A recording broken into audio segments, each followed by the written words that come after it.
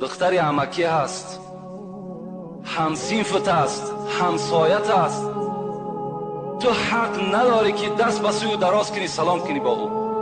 اگرچه امروز دخترای ما و شما به حیا شدن، ما باید احتیاط کنیم.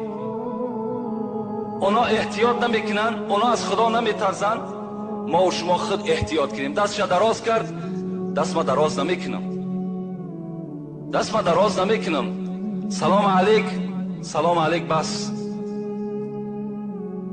این رسول اکرم توصیهش است. وقتی ما و شما سلام کی کردیم، انسان زنده است. دستی تو به دست یک دختری نامحرم وقتی که میرسد، بخواهی نخواهی این فرزندهای زنا هستند در دل تو. البته اون شهوتی او، ذوقی او، دستی ملایمی او در دل تو پیدا می شود.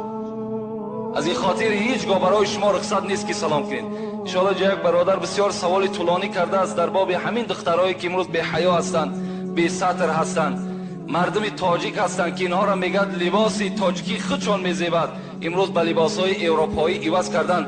درباره اینها صحبت میکردی. انشاءالله ما یک صحبت مفصل داریم. خدا خواسته باشد، تن صحت باشد، شرایط آماده باشد، هیچ یک اغوا و یگان فتنه دیگر نخیزد، انشاءالله اینها را به سمع شما میرسونیم.